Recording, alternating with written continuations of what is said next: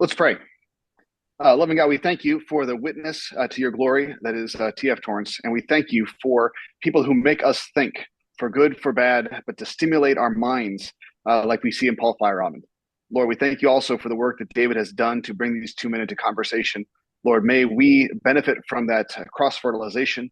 May our eyes be ever more opened, may our hearts be ever more full. And Lord, may we dedicate our hearts and our minds and our lives to your glory. Lord, we ask these things in Jesus' name. Amen. Amen. Amen. So, David, just so you know, you've got a high diversity of people here, from ministers to scientists to missionaries to lay people. We've got them across the U.S. We've got somebody from Ireland here. So anyway, just so you know, you've got a spattering, and then we record these and they're posted. So we have a lot of people who watch after the recording. The time zone doesn't work for them. So anyway, just so you know, you've got a nice audience of people here. So David, we'd like to just begin by hearing a little bit of your story. How did you come to engage theology generally and TF Torrance specifically, and then your project to write first your doctoral dissertation, and then kind of what it is you're doing now. And I love to hear how theological academic work ends up finding expression in the life of parish ministry. So anyway, does that kind of give you some direction there? Brilliant, brilliant. If I go on too long, just tell me to stop talking. I'm assuming this is a kind of fairly gentle introduction, and discussion will be the main things. But you need to know, where I'm coming from, what we're going to be thinking about. So I'm David. I'm from London. I really am from London. Lived in London and did a mathematics degree first of all. I then, more or less straight afterwards, I took a year out to live in Pakistan, working for the church here. But straight after that, I trained for ministry in this country at Oxford. And that was a long time ago. That was 33 years ago. So that I was ordained as a deacon and and then as a priest. And I have the privilege to serve in various places, but for the last 15 years have been, if you know England, if you kind of go up the A1M, which is the road to York, the old Roman road to York, straight out of London, the first places the horses would have stopped, say exactly 23 miles out of London, was a village called Welwyn. And basically, we've always had a lot of pubs because it was where you stop with your horses after a day's journey. And so it's been a lovely village. So we're in a county called Hertfordshire, and a little team of churches, and I'm the parish priest. And I am very much a parish priest. So I will apologise straight away and say to you that that's really what I do day to day.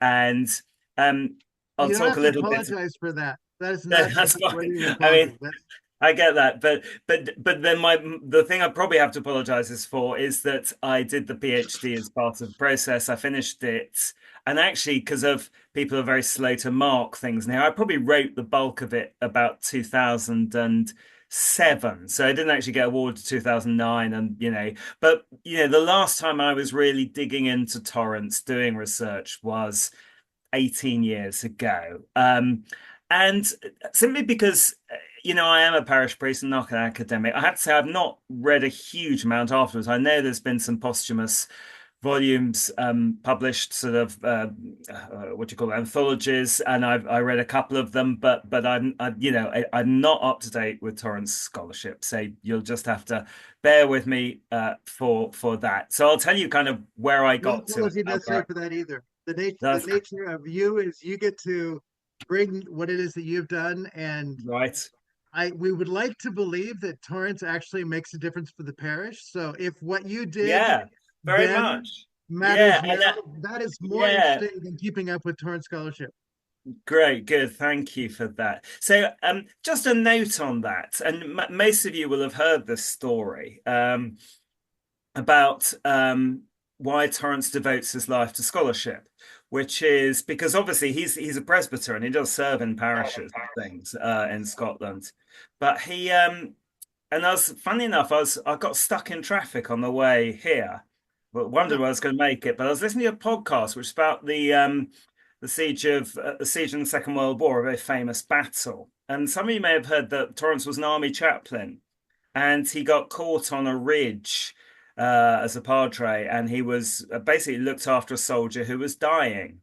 And the soldier said to him, Padre, tell me one thing, is God really like Jesus? And Torrance said, yes, God is really like Jesus. And when the battle had passed, the next morning the soldier was dead. And he said he went away, and that's why there's such a kind of Christological focus in his writings, because he went away and said, I wanted to make sure that I'd given a true answer to that dying soldier. So it's a very moving story, I thought, which I often quote, and a very good example of how, a pastoral concern, because people think Torrance is dense, and he is, he's not an easiest person to read, but actually it comes out of a profoundly pastoral place. Yes. And he was a profoundly good pastor, I say briefly, a parish priest in Scotland. Have you told that story in your church? Yeah, loads of times. I mean, they're bored of it, yeah. but loads of times. He died just as I was writing this. I can't exactly remember the date, but I do remember because I wrote to I wrote to him, that's right, just saying, doing some research. And his son wrote back and said normally he would have loved this. He's just been admitted to a nursing home. And really, he can't really sort of meet people who he hasn't, met before. And then I think he died about a year later or so. So I never got to meet him. That was Ian. Yeah, I think it was. Well, I think Ian replied. I did write to Tom because at that time his address and stuff was in the public domain. But I think he had just kind of moved off to, and I think it was Ian who said, sorry, it's not going to go this time. So you finished. So when? Sorry? What year did you finish at Oxford then? Oh yeah, well, so I trained for ministry at Oxford, which is a foundation theology degree. Then I was ordained, and then during ordination, during ministry, I was part-time doing some research. So first of all, King's College London. I then ended up slightly circuitously at a Jesuit college. Which doesn't actually exist anymore. I mean, it may exist as a postgraduate college. It's called Heathrop College, which was a specialist theology and philosophy college of the University of London. I say it was a Jesuit college, but it kind of became defunct a while ago. I mainly went there because I followed my supervisor there. So that was my kind of route there. Who was your supervisor? So my supervisor was somebody called Gwen Griffith-Dixon, who didn't particularly write in this field. I mean, like most people, she was a sort of systematic theologian. I mean, actually, her expertise was in Kant and I can't remember who was Kant's sort of foil. But she wrote a lot. Actually, strange enough, is an American. She came from Hawaii. Fell in love with a Jesuit would-be English priest, who then obviously didn't become a Jesuit would-be English priest, married and stayed in this country, but American from Hawaii. Went to school with Barack Obama, some American bloke. So that gives you an idea of her sort of generation. I say not particularly her subjects sort of Barth and all that stuff, but obviously, perfectly capable of supervising me. So that's how far. So that's kind of my story. And so to come to research, I had a master's degree, not a very good one.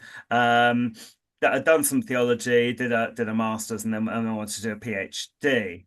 And so really, probably the best place to start, in a way, is Barth.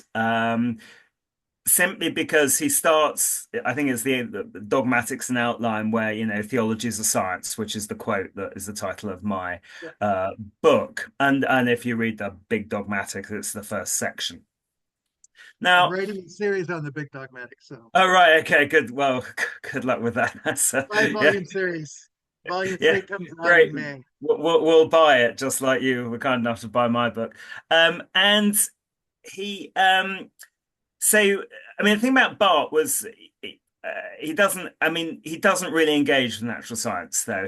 And I don't think he knows that much about it. I mean, obviously, he's a extraordinarily bright man, but I mean, he's not. And I think Torrance points out that in the index, I think it kind of appears once or something. So he doesn't really engage with it. But Torrance, who I mean, most of you will know, Torrance was asked to succeed Bart at Basel, but he couldn't. It was a personal thing, wasn't the right time, etc. So he doesn't. But he's very much the Bart's anointed successor, and obviously he brings Bart to the English-speaking world. Torrance, I mean, in a sense, that's what he's remembered for. And when he does so, the thing you need to know about Torrance is he's a much more able scientist than Bart. In the Scottish system, which is quite like the American system, you do sort of majors and minors, and his minors were all scientific when he was at Edinburgh. And he then married into quite an eminent scientific family in this country. So he knew his science in a way that kind of Bart didn't. But nonetheless, he takes up Bart's theme. And so Bart's view is rough. I mean, this is very rough, obviously, that, theology, the queen of the sciences, lived alongside natural science, Aristotle, etc., kind of all through the sort of high Middle Ages, all through the kind of beginning of the Reformation. Kind of then you get to sort of Enlightenment, scientific revolution. And then by the time you get to sort of Bart, you start to get this kind of idea of a conflict, I mean, very roughly, and that kind of science tells us one thing and religion tells us another. And of course, this is all sort of fairly high school stuff. You go to high school and people say, well, I don't believe in God, I believe in science or something, and you have to kind of unpick what that means for them. And so what kind of happens is, of course, though science is spectacularly successful, we have the internet, we've put men on the moon, it's fabulous. And of course, that's not just last few years, that's happening all through Bart's lifetime, through Torrance's lifetime, and for a century or so before. And of course, we get these shocks, Darwin, etc., that kind of put this kind of, if you like, split. And a lot of, and of course, this doesn't just affect theology. And there's this kind of move to understand, well, if science is so successful, could other things become more scientific? Now, Bart's writing in German, the word is wissenschaftlich, which is slightly different, so you kind of need to bear all that in mind. And so this is where you start to, I don't know what university courses are like in your country, but in our country, add science to the end of anything, and his history becomes historical science, economics, economic science, politics, political science, add science to the end, and somehow, it's somehow supercharged or whatever. I don't know. But this and the idea that, wouldn't it be great if we all followed this method which physics or whatever follows, because it's been brilliant, fantastic. Look, we've got relativity theory, and there's men on the moon, and we're meeting over Zoom. That's all science. Faith couldn't do this.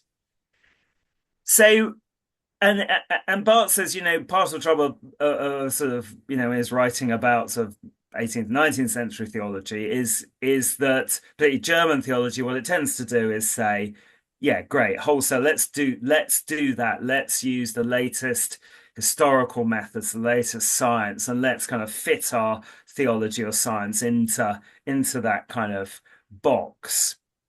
And Bart says, well, that's the Babylonian captivity. That's you're lost, because actually God can't be investigated like that.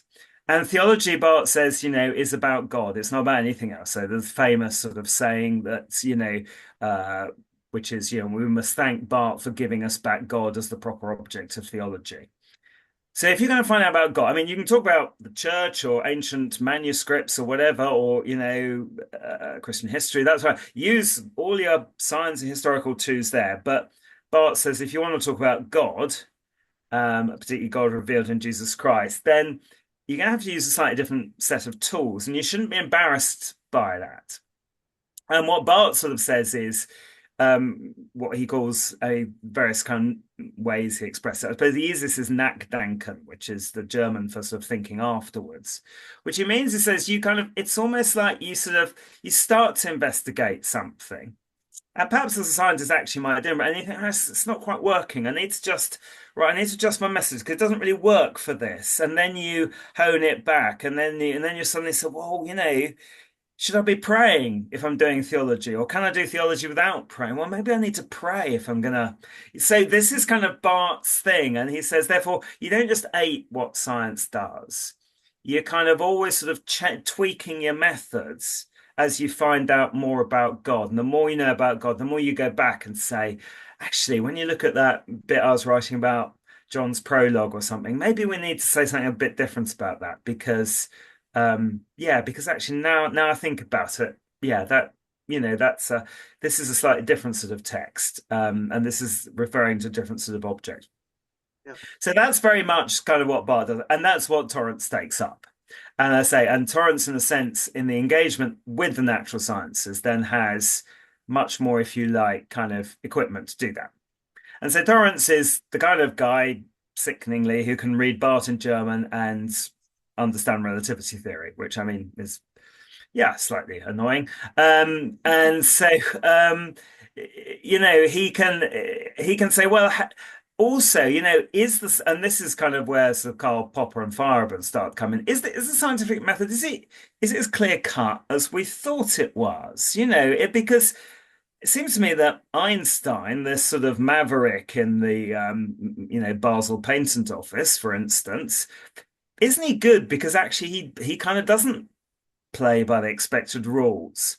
So maybe A, we need different methods for different objects, but also maybe B, the scientific method isn't so prescribed, isn't so kind of clearly understood. And actually maybe it's changed, particularly with sort of quantum and quantum mechanics and relativity theory. Maybe we're not thinking in this slightly pseudo-Kantian way where everything fits in a nice box, etc. Maybe it's a bit more open-ended. Maybe it's a bit more about sort of relationships. Maybe it's a bit more ad hoc than we thought it was. And so maybe actually, particularly as we think more about the knower rather than the known, more about the subject rather than the object, maybe they have kind of more in common than we thought. And maybe actually science has changed in the last, for Torrance in the last 50, 60 years, which has made it kind of more amenable to theology, that there isn't this kind of hard disjunction. So that's really Torrance. So where does Feyerabend come in? Well, you may not, some of you may know Feyerabend, some of you may not. Obviously, he's not a theologian. He's a philosopher of science. He's a very individualist one. He was American, again, so a lot of Americans around.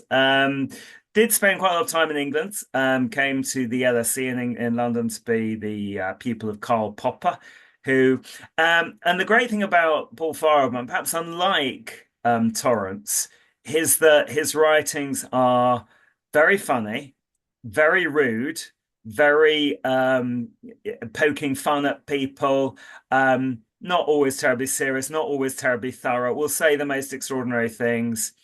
The reason he moves around so much is he was just personally, etc., a completely unreliable character.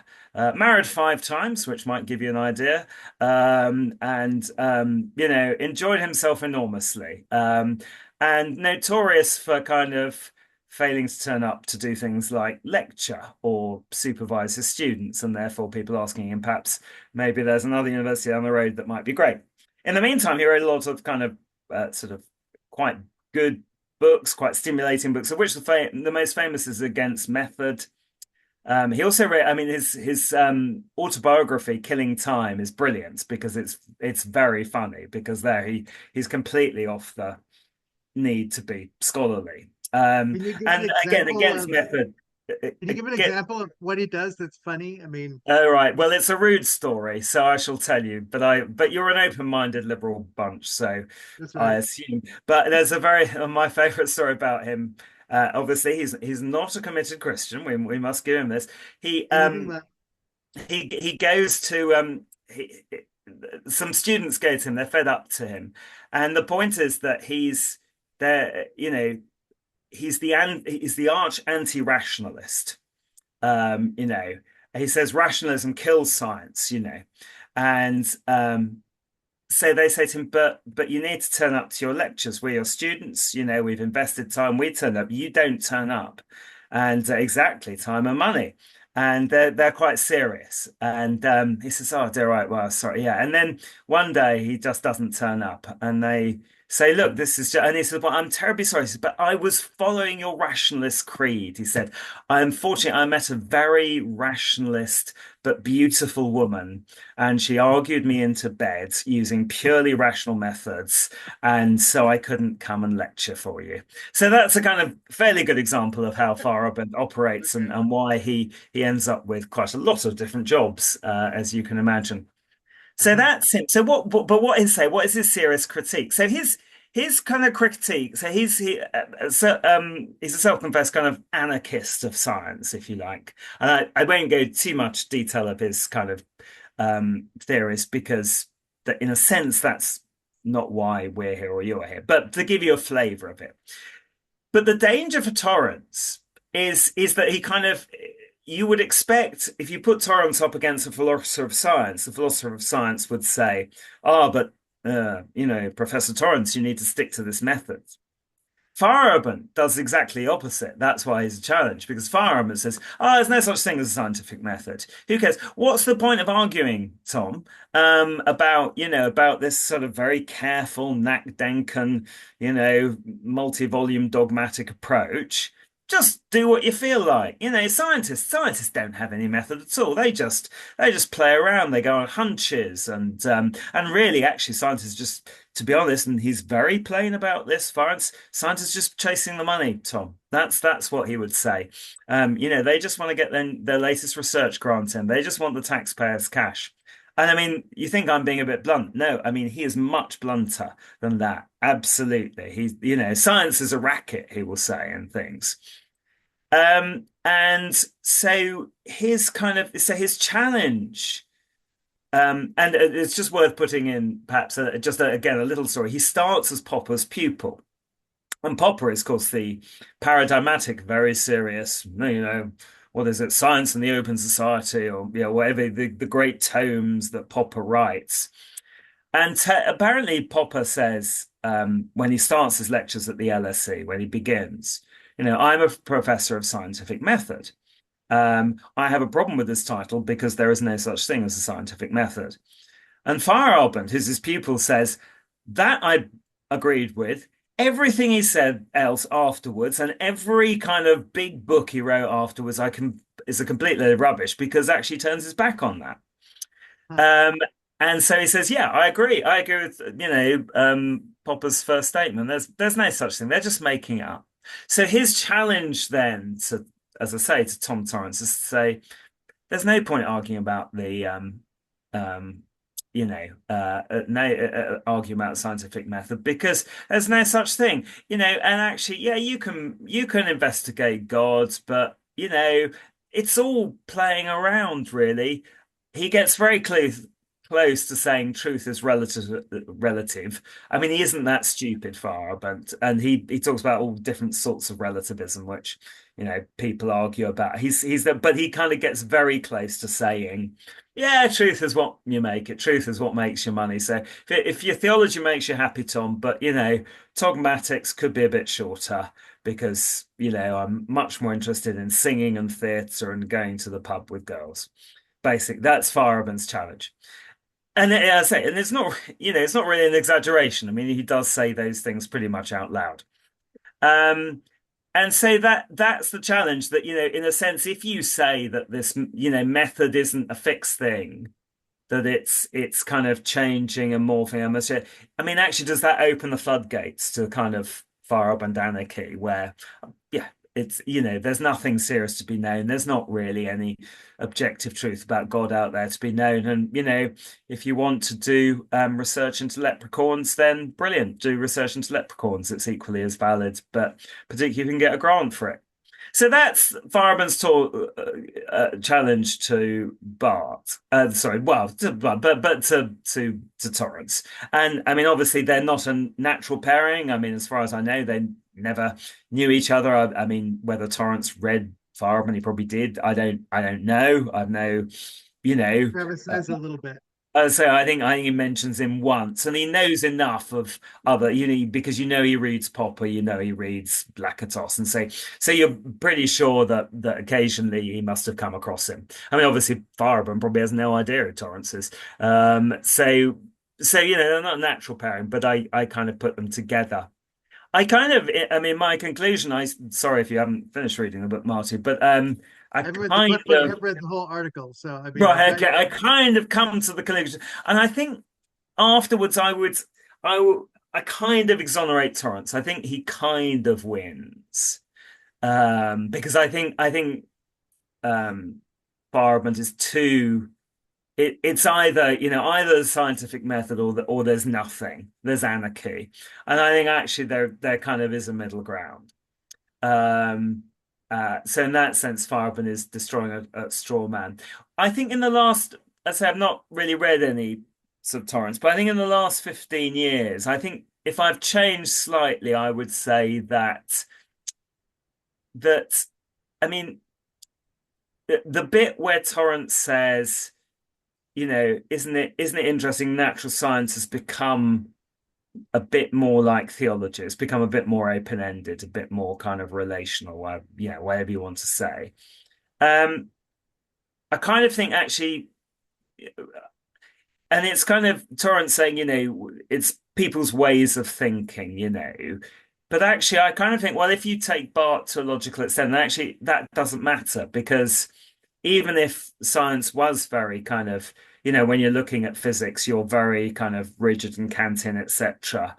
Then if you follow the Bart thing, then it doesn't really matter whether physics kind of loosens up, if you like, with relativity theory and whatever, because actually you're looking at something different. You're looking at God anyway. So I sometimes I wonder whether actually sort of Torrance saying, look at the new science, how it's changing, how it's becoming a bit more like us. And I'm not so convinced. It's kind of, it helps set the mood music. I mean, in a sense, that's his point, that scholarly discussion kind of needs a kind of mood to be working in. And I say it kind of slightly takes down the idea that science is this holy grail of this is how everything should be. But I'm not sure Torrance. Yeah, looking back at it, is quite neat. I mean, it's just.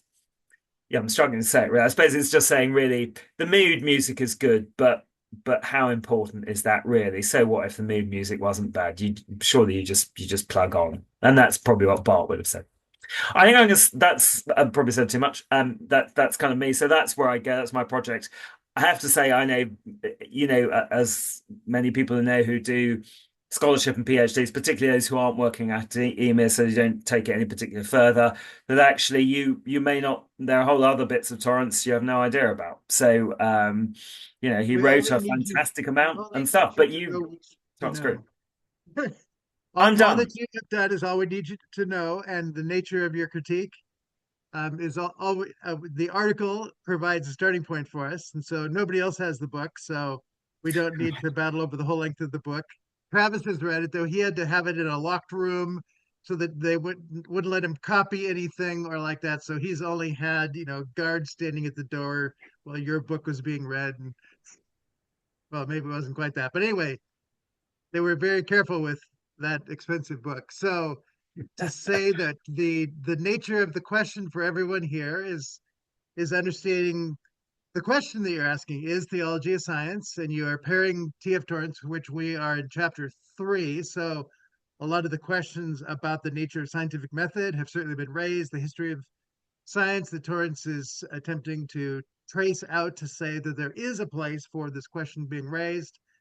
And we've just started chapter 3 is where he really deals with methodology. So it's very attuned to the question you're asking in this article. So you don't have to read anything else. If you haven't read the Trinitarian Faith or the Christian Doctrine of God, that's fine. You have read Theological Science. It's rather obvious from. So I mean, that's a kind of a critical piece.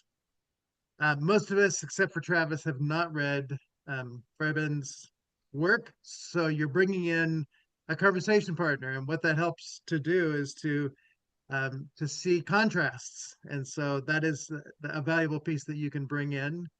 And the question of some of the other people who are influential in your abstract, you mentioned Michael Polanyi, though you didn't do a lot in the rest of it. What was the attitude towards Polanyi? I mean, it's one thing to say he'd Yeah. never heard of Torrance. Had he heard of Polanyi and the nature of what he is doing?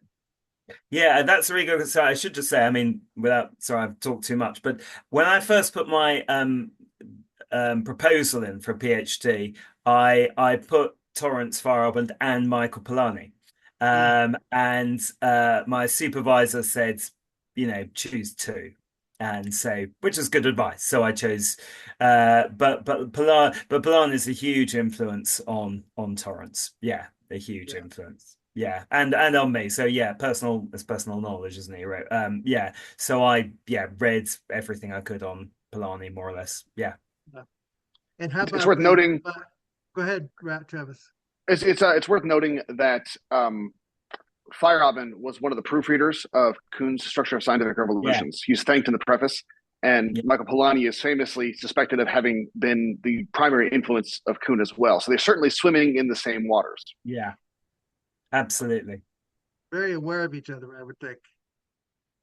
And did Polanyi have a sense of his opinion about Feyerabend?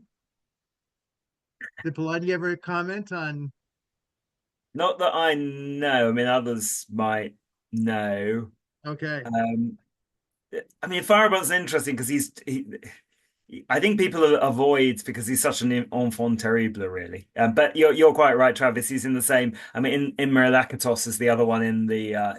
So Popper, Lakatos, Feyerabend, and Polanyi are all. I think. I mean, presumably in London at the same time. But they're all proofreading each other's works. Yeah. There was a remarkable colloquy of some kind in 1965, and so there were several volumes of the proceedings of it, but there was one, the fourth volume, which is fascinating, and it was basically the question was basically has Kuhn thrown the baby out with the bathwater? And it's the first person to respond is Popper, who says he's wrong, he's terrible, he's misread my understanding, he doesn't understand what he's talking about, and most of the writers are doing that. And then Feyerabend comes along and goes, you know what, I think he's wrong too, but it's because he didn't go anywhere near far enough. It's a fascinating read. That's exactly what Feyerabend would have said. Yeah, yes, Kuhn is the archetypal kind of establishment man compared to Kuhn. Yeah. So Bryden has something to say. Bryden is in New Zealand, so he's in the other side of the world from you, and he did his PhD at Oxford with Alistair McGrath, though not in science particularly. Did you, Bryden? But anyway, just wanted you to know who you're talking to. Go for it, Bryden. My question is quite interesting, I hope, and will take us into where we are in 2025. I know very little about this lovely American gentleman from across the pond. I have come across his name. Yes, Polanyi. Yes, Kuhn. Yes, Popper. All these, and of course, Alistair's later work, his 3-volume thing that you quote. Now, my question is this. When you choose a conversation partner for a thesis, stuff is going on, which is quite interesting because you're a parish priest, and I love it, because your people swim in a postmodern pond, assuming all this imposing of postmodernity upon every single thing they do, whether it's the pub or whether it's sex or whether it's what they're going to eat tonight. I mean, it really is. I mean, this is carte blanche stuff. So I hear the engagement of Torrance and this lovely man. I mean, I can't even pronounce it properly. Feyerabend. I mean, what Feyerabend? What's that mean, man?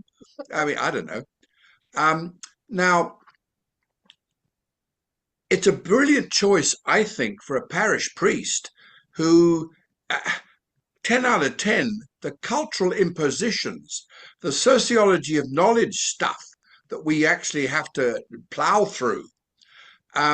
This is a wonderful example of somebody who says, we are infiltrating and polluting the world with our assumptions. But where do we get our assumptions from? Well, it's consumerism, it's money, it's power, it's all the stuff that this lovely man says to his students. Well, I didn't show up because.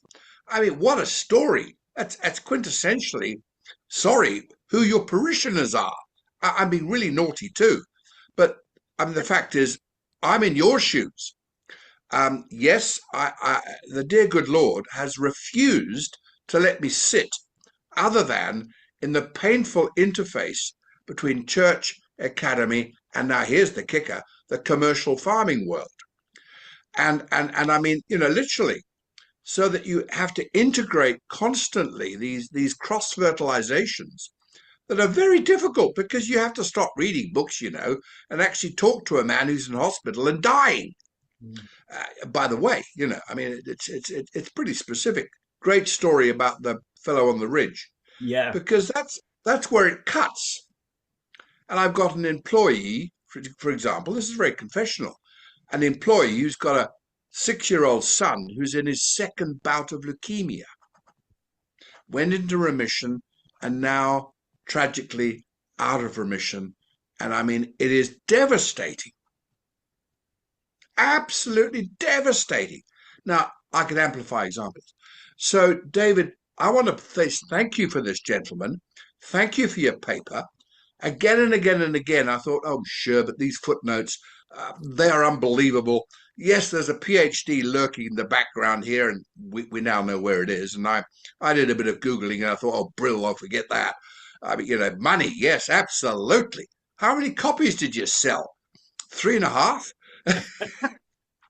Well, luckily, university libraries subscribe to the series. That's of course. That's the trick. But yeah. I mean, my point is, very seriously, my point is, this is a cultural moment where this dear man actually is a very good interlocutor to what theology and spirituality and, dare I say it, parochial work is all about. And I mean, Marty does these YouTube seminars on knowing the Trinity and all this kind of stuff. I mean, bless you, Marty, because that's engagement at the coalface. That's enough from me. So I want to thank you, David, for trying to be a parish priest who's got this in his kit bag. And no doubt your parishioners accuse you of terrible things sometimes for being too intellectual or whatever else. I mean, they accuse me all the time of that. But that's okay. Too bad, I say.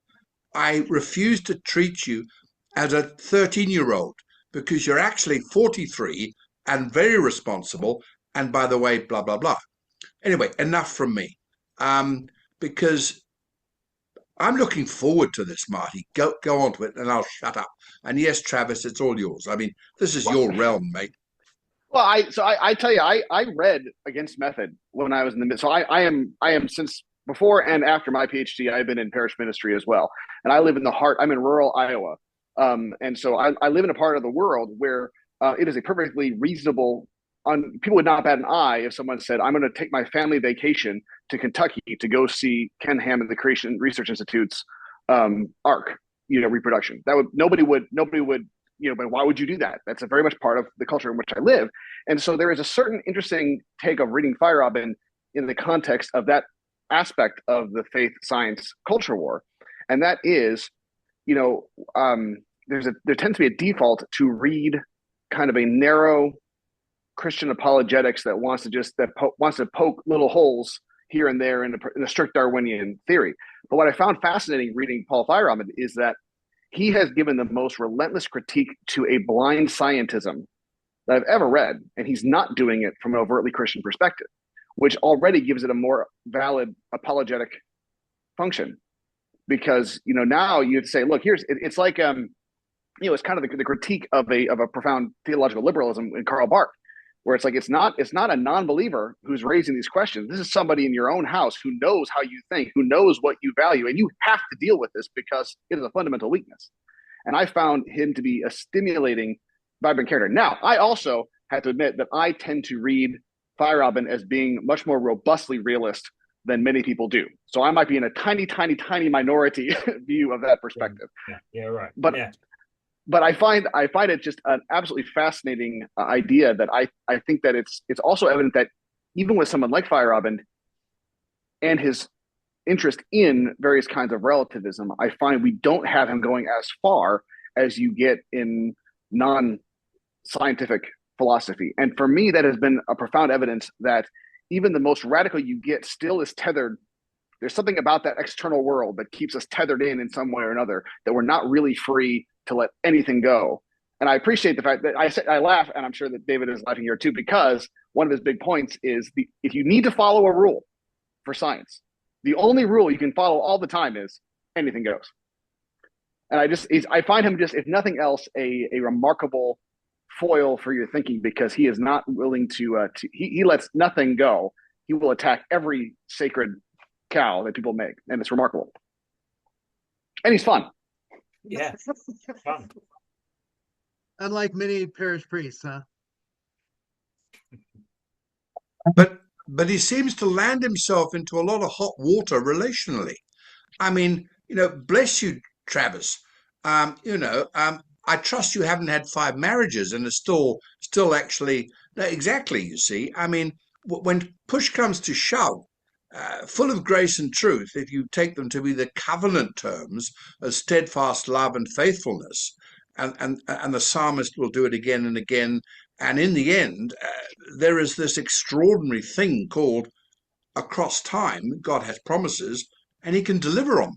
Now, if that's not the case, we're up a creek without a paddle. I mean, I'm terribly sorry, but I'm going to be very rude. The Macquarie Dictionary last year has now finally entered a new word. So hold on to your earplugs if you don't want to hear it. Enshittification. Enshittification. It means it's a mess. And it's guaranteed to be a mess. Things are enshittified. I mean, typical Australia, a spade's a bloody shovel. This is the culture that we're dealing with. Now, full of grace and truth comes along a little bit kind of, you're tethered. I love that word. Thank you for using it. And the thing that the rule, I think, and why he's a realist, and I think you may be right, is because we are actually tethered to something beyond ourselves, whether we like it or not, whether we actually think we can break free from it or not.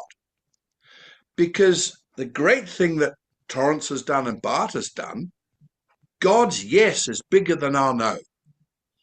And more than that, this is Eberhard Jungel, by the way, David, in terms of Nachdenken.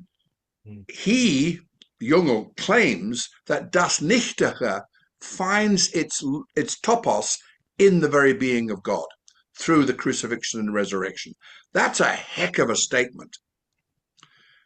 All that will be an undertow in creation, not just in terms of our own rebellion, but in terms of evil itself, finds its due topos in God. That's what is actually God's done. That's how big, that's how huge the Creator's investment is in pulling it off. Now, I find that incredibly hopeful, because it means that when you're in a pastoral situation of enshittification, you don't despair. Now, that's not unimportant for a human being. I mean, Eric Fromm and all that stuff to do with Auschwitz and so on. Anyway, enough. So I posted a quote from the Stanford Dictionary of Philosophy. Yeah. Feyerabend's autobiography occupied him till the end of his death in February 11, 1994, at a clinic overlooking Lake Geneva. At the end of the book, he expressed the wish that what should remain of him would not be papers, not final declarations, but love. And I just think that's kind of Torrancean, that the love of God is the starting point, and that there's this discovery. The katafusen is that we live in an ongoing process of discovery, and with Polanyi's society of explorers, we are on a journey. But to say that at some level, what remains and maybe what begins is the love of God for Feyerabend, it probably is the love of humanity. I mean, there was a humanism to him, I think, that's there, but that love would be what he wants to remain. I found it extremely curious at the end of his life. What's going on there?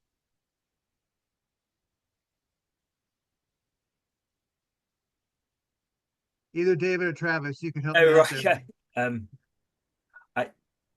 I mean, I don't know what Travis thinks. I mean that's the end of Killing Time, which is, I say, I would recommend. It's a very fun. I mean, I think, to be honest, Travis will correct me, the name of his fifth wife, but yeah, but yeah, I know you lose track after the first three. But I mean, no, I mean, I think it's, I mean, very often people who are kind of not terribly monogamous are kind of searching for monogamy, and I think, there was a sense at the end of his life he'd found in, I say, I can't remember her name, but I think the passage just before this is just full of love for his fifth wife, and just says, I found happiness. She's a much younger woman than him, and I think yes, I say, is that interesting paradox of the playboy who always is looking for the one true love, actually. And I think that was actually true of Feyerabend. I think he's a romantic at heart. Yeah. But the only women he can fall in love with are children. Children? Well, that is not love. That's just male chauvinist piggery taken to a higher plane. I mean, they were students. Is that what you're saying? I mean, every narcissist loves someone who loves him, and only a child can do that, because the child is not grown out of her narcissism yet either. And so they make a wonderful love bond, uncritical. But the fact that it wears out after about 8 to 10 years means, whoop, got to find another one. And it's got to be even younger than the last one, which is why Melania is now wearing a very wide hat. So the one major work of Feyerabend's I have not read is Killing Time, which I need to fix that lacuna. But what I find a really user-friendly reading of his is he has a relatively short book called Three Dialogues on Knowledge. And he has these conversations back and forth, and he talks about, there's a going back and forth where A and B are talking to each other, and he says, well, do you know Bela Lugosi? It's like, yes, he played Dracula. He played him very well. Did you know he slept in a coffin? And said, well, don't you think that's taking things too far? Isn't there more to life than just playing Dracula? And I think there is this idea of that, it is a secularized form, you could say, of the centrality of Christ. In the sense, what I mean by this is that, so in my context in ministry, one of the things I feel very strongly about is if someone comes to my congregation, I want them to be left with two things. One, we take Jesus extremely seriously. And two, we don't take ourselves all that seriously. And part of that is because if Jesus is this important, then everything else we talk about has to be down from there. Because otherwise, how can you tell if we treat everything as equally important? And I think that what Feyerabend's grasping for is this notion of there is more to life than science. There's more to life than the things we devote our time to. And I think that, so what I appreciate about that, and of course I read it from a Christian perspective as well, is that I think he is giving voice to that crying out of the universe to say there's got to be something more than this. And also a reminder, for us in the academy and who have academic backgrounds, there's more in the world than our area of focus. And you talk about, sitting with people who are dying. I just sat with somebody who died an hour after I sat with him this morning. And this idea of, and I think there's a value of saying, don't get so caught up in science, in your area of expertise, that you forget that life is bigger than that. Relationships are bigger than that. And I think that he probably, is kind of the paradigm case of the Gentile who's looking out for God but can't seem to find him. Right. So, I mean, one of my questions, just for the overarching of this, is in the end for Feyerabend, is science a science? I mean, the question that the title of your article is Theology Science, but if we use the word science to mean anything that has authority, anything that has knowledge that should be passed on, is science anything of that? Or does the question become almost an inward deconstruction? And later in your article, you do talk about the deconstructing move. But what value does the word science have anymore other than something to be dismissed with, in a sense? And therefore, to even ask the question, is theology as a science, just is no longer a question you could even ask. Yeah, I mean, it's yeah. I mean, the word science, you could kind of get a good, Wittgensteinian analysis of, is this a pseudo problem? What does the word science mean? Yeah. As I say, you've got immediate problem that actually, I mean, it's translation of German and the word is wissenschaftlich, which changes its meaning. But also, I mean, if you look at the Oxford English Dictionary, it changes, science changes its meaning. Polanyi says, that there's this fundamental opposition in Augustine between scientia and sapientia. And actually, that then translates into Christian seek wisdom and, don't worry too much about the science stuff in a very kind of rough and ready way. But of course, that's not exactly what science means when Augustine's talking. So there's this kind of, just tracing what you mean by that word and what Barth means by it, and what Augustine means by it is, and what it commonly means to people as well, and why, if you go to Oxford now, when did natural philosophy become natural science, and why? What was, what change does that mark?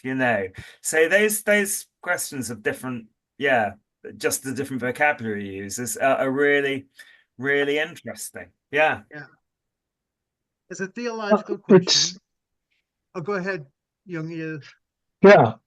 I guess my 2 cents is that, yes, it is difficult to define science just because it is evolving in time, it's historical, as well as the methodology, etc. But what's interesting about Feyerabend's notion of the tradition, that he puts the church against the science. Yes. He brings those two as the two, in a sense, paradigmatic traditions. Yeah. And other traditions may exist, but they're nowhere near as dominant or as explanatory, influential in human society, right? So I appreciate Feyerabend's critique of science as this highfalutin, we are the ultimate arbiter of truth. He definitely knocks that down, and I really appreciate that. And he rehabilitates the Catholic Church's the skepticism of Galileo at that time as being valid, as being rational, because the language, because of the whole superstructure of intellectual framework was so different that it just takes a while to adjust to that you don't just accept something just because, right, it's new. So I really appreciate that. But also, the nature of science is going to change, just as physics, for example, in the 20th century is changing. Like, one question that they have is, what is observable, right? Quantum mechanics has turned that question into a kind of a philosophical one, where what is an observer is becoming, is problematic, right? So on the one hand, I think science does not have a definite definition in the sense of, a dictionary will define it properly. But on the other hand, the fact that we have these two huge traditions gives them some kind of primacy or importance, that it's not just an arbitrary thing. I cannot just say, I'm going to create a tradition that contradicts all of science and it's just as valid. No, it's not, right? There is weight to the two traditions that I think Feyerabend implicitly acknowledges, even though he might say that, all traditions are alike. Thank you very much. Yeah, I should have remembered that. That's a brilliant point you make. And again, it's part of the Feyerabend kind of propaganda. If everyone wants to wind up science, he said the scientists today are like the cardinals of the Inquisition.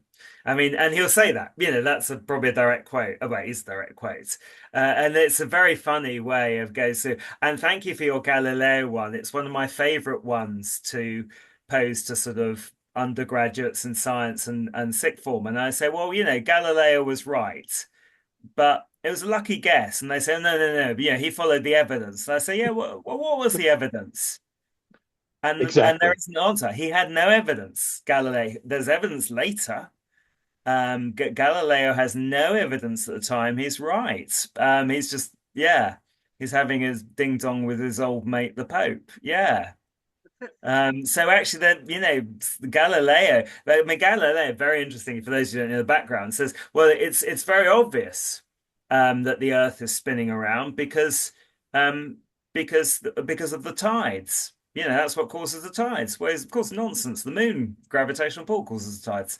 So the one piece of evidence he gives is a load of rubbish. There is no evidence at the time of Galileo that the Earth is moving around the sun that could be observed. Afterwards, now we can. But at the time, there was nothing. He was not following the scientific evidence. I find it fascinating because what that shows is that the narrative of what's the less the Galileo affair, it is so frequently said, well, the church needs to listen to scientists. And it's like, no, the church was listening to scientists, and yes. Galileo was this crazy old kook who had these bizarre ideas for which every reputable scientist says, no, don't listen to him. Absolutely. Yeah. So the nature of Polanyi, he climbed the Tower of Pisa and dropped objects.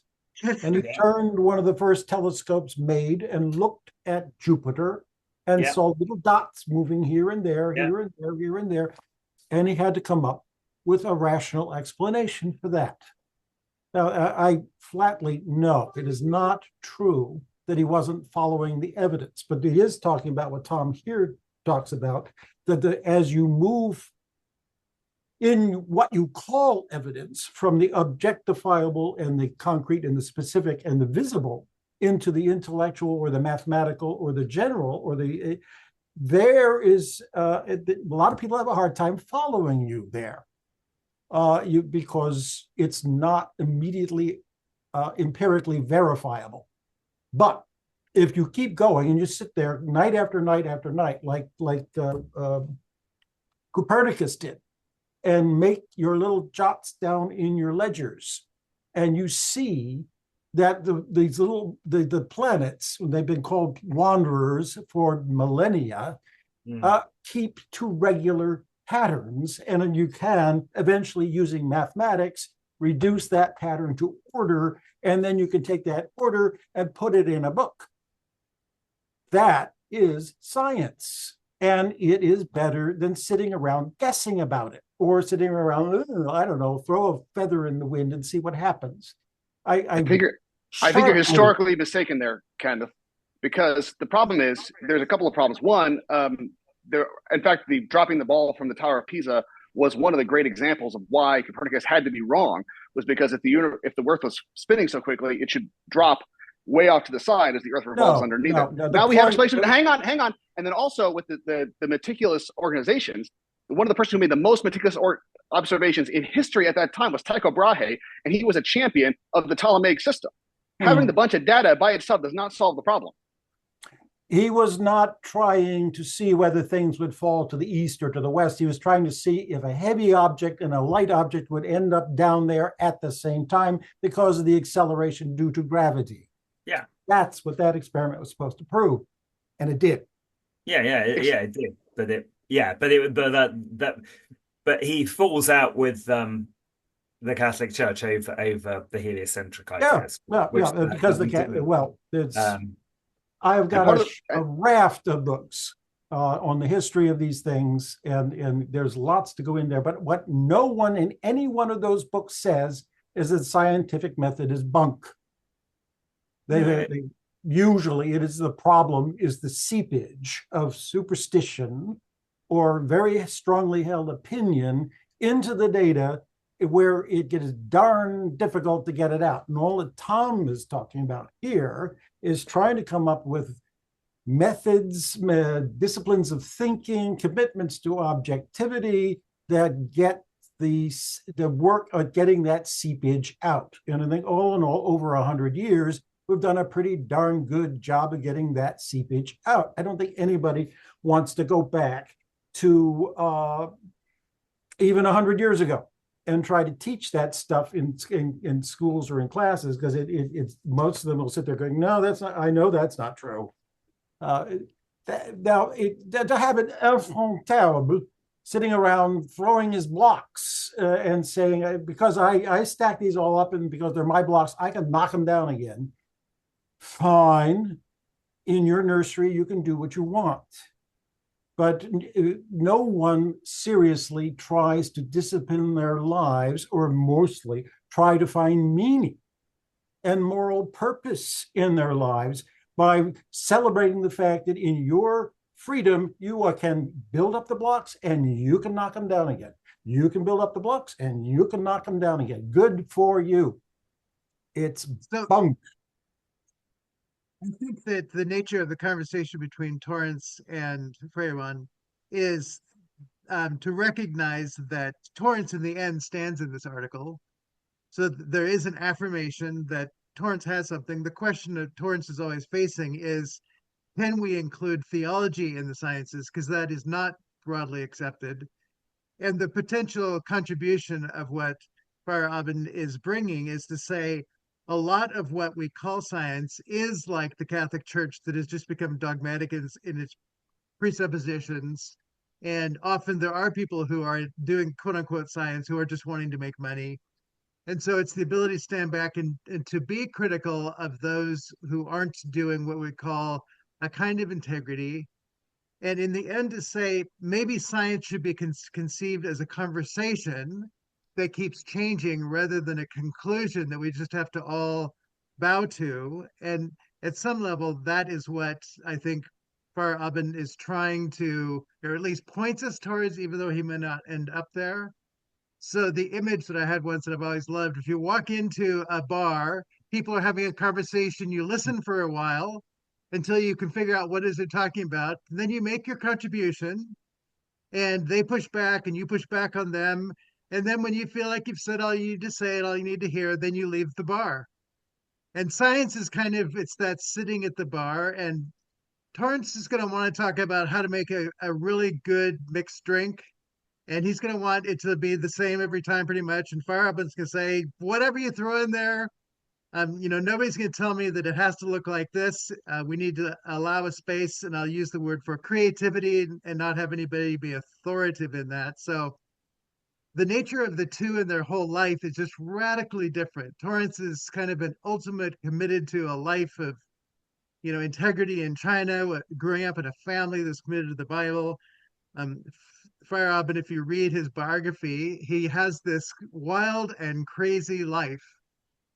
And so it puts him in a radically different place. And so to say what he does, and I think this is what David, you bring out in the article, is he provides a point of view where he does notice things that we wouldn't notice, that are a critique that's worth listening to without being able to build anything on him. We can hear him as a kind of a prophet who's like a crazy uncle. But nevertheless, you say, we probably should listen to that critique at least. So anyway, Dwayne, I'm going to pass it over to you. I see that hand that's up there. Just in the background, you have to wonder if this gentleman was alive right now, and even Tom, because again, even just in 2007 and 1994, look at what has changed, and this idea of science, and with the priesthood of all believers, and the idea of the priest of creation being the scientist and choir exercising dominion. We get sidetracked by technology and utility. That's what most people think science is for. And that's the average definition everybody has. Like, I want to make the wheel and then get shocks and put it on an axle and not have a horse draw it, but a horse powered engine draw it. And you go, well, what we used to, and that's the problem with science, because with everything, when you do your cost benefit analysis, what are you going to pay for research? And who's the objective person that tells you that's the fundamental problem, because and even like with Tom's idea of science and theological science, someone might be ahead of the curve with the tools, the more appropriate to inquire of the subject inquiry, like cataphusis. But if it ain't popular, and it may cause disruption or change, that like, because I was listening to David, I'm sitting there thinking Monty Python would do a really good job being the center of inquisition for scientific knowledge. Bring out the comfy chair. It's just like, you're at the wrong department, man. It's like, oh, I thought we were arguing about this. Oh no, that's over there. Okay, Brighton, I'm going to go to you. I see that hand that's up there. Thank you. When I read your paper and I got to things like tradition and sociology of knowledge, for me, the most powerful insight is Paul Ricoeur's available, believable. Yeah. I mean, it's in French and je parle français, but that's okay. Now, the point is this. How does stuff become available? And what is available, and I'm going to use the phrase, at what price, at what cost? And I mean, sorry, COVID and all that stuff. You know, in New Zealand, we had a prime minister who dared to talk about she had the pulpit of truth. Whoa, what is this language? Well, I mean, you know, it's just good socialist, centralized, I'm the one and listen to me and shut up. Sorry, it was. I mean, it was shocking, shocking, shocking stuff. However, when you begin to say available, believable, it is a very powerful tool because it begins to say, well, if the Catholic Church with Galileo's time, they're available and everybody knows it. And then Lewis comes along, C.S. Lewis, and I put it in the chats there. Yeah. The really interesting thing is that chronological snobbery reigns in our culture. What's available is the novelty, is the latest, is the influencer who is a fashion aficionado. Really? You know, I mean, am I going to bother to listen to the political opinions of some Hollywood star because they've made 10 million on their latest film? I mean, come on. So I do think Ricoeur's given us a very powerful tool, and that's what Feyerabend has given us as well. There's only one rule in my book. Sorry, Travis, this is going to be naughty.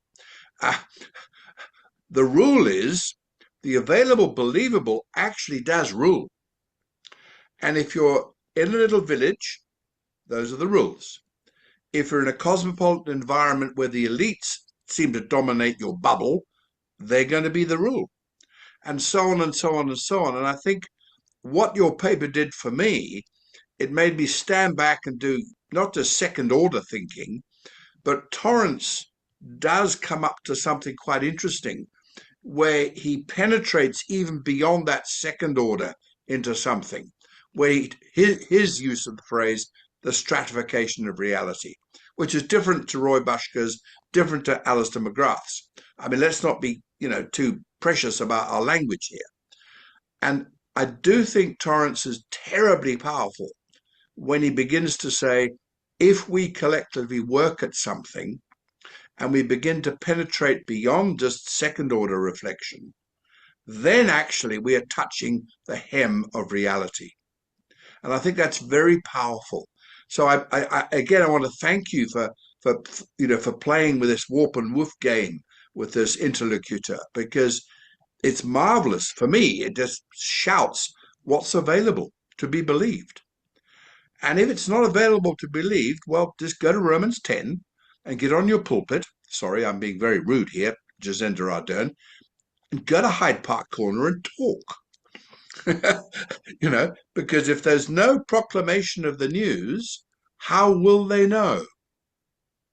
If you don't hold the man that's dying, Travis, well, okay, if you don't do your pastoral job, Bryden or David or any of us, it's kind of, I'm sorry, Ezekiel, on whose head will the blood be? Ooh, you know the ordinal, don't you, David? Of course you do. You know the ordinal?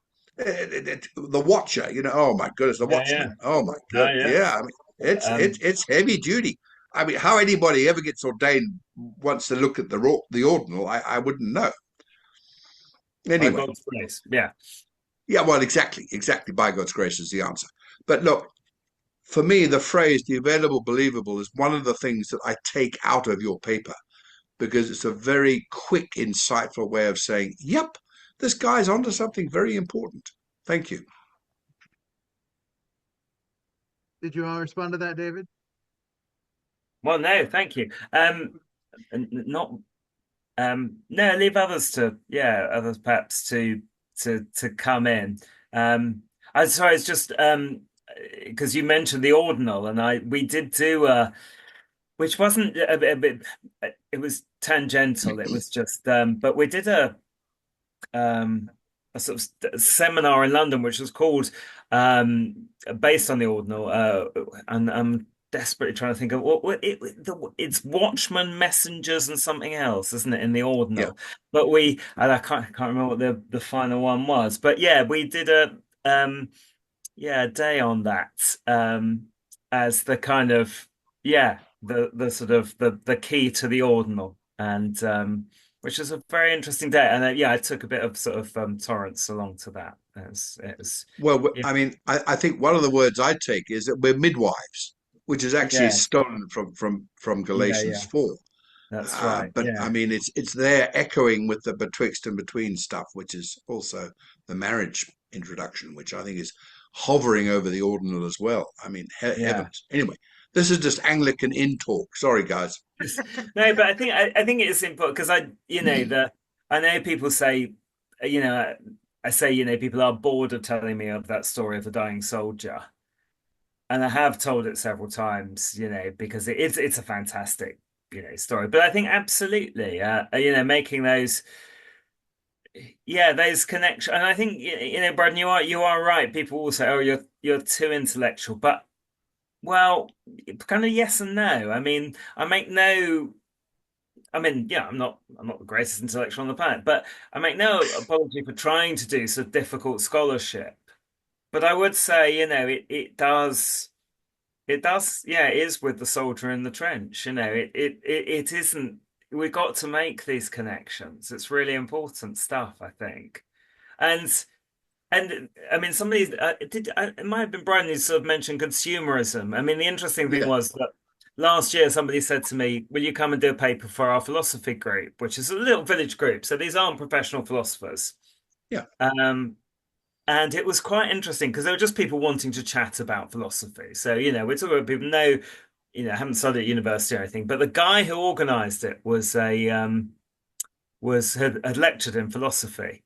And so I said, I'm going to talk about advertising. And the guy who lectured on philosophy, he was really snooty about it and said, well, no, you need to talk about Plato or something. And I said, no, I'm going to talk about advertising. And everybody said, no, it's great you talked about advertising. Because I mean, that's the thing, that people watch adverts and they don't, they think, great, I'll buy this, or, but adverts are incredibly influenced by the available believable. This is the zeitgeist we live in. So, buy this car, not because there's anything good about this car, but because it conforms to the zeitgeist, doesn't it? Because that's what advertising is trying to do. So that consumerism thing, I think, is really interesting. That. And it's a danger in the church, isn't it? Of, does it, and I suppose Feyerabend is saying this with science as well. I mean, does it come down to what sells? I mean, sometimes I think the Church of England is down to what sells these days, I'm always being known about, numbers and money and stuff. And I think, well, it's more to it than that. So the question is theology science. The question of doing good theology is that God, that there's a sense that the church serves in hearing the one who is the creator, who gives meaning and purpose to life. There's something at stake there. And it's not to say that there isn't in medicine and airplanes that hold together. There is something at stake there, but there's something in the life of the church that says, if we're going to do theology, we want to do it well, and we don't want pseudo statements about God or gods like maybe we had in Greek and Roman cultures, that there's a history of people wanting gods who give meaning to life, but to say the claim that Torrance is really wanting to pursue, and Bart, of course, is there is a God and he speaks. And when he speaks, he wants us to listen. And when we listen, we also are called into relationship and to obey and to love our neighbor. And there's a lot that's at stake. And so with Feyerabend, to say, is there reality at all, much less the reality of God, if you just out of hand, and I'm not sure he's saying this is a question, is he just not wanting to acknowledge that there is a reality, therefore a discussion of God would not be even appropriate, and the church is just like science, it's just another bunch of people trying to make money, right? Is there reality for Feyerabend? I mean,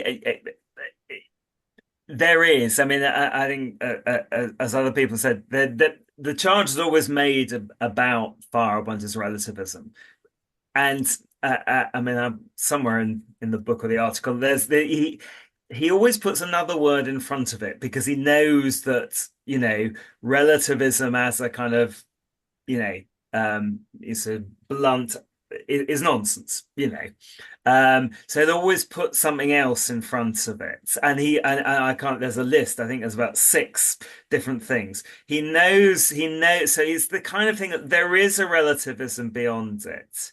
Yeah. There is a reality beyond it.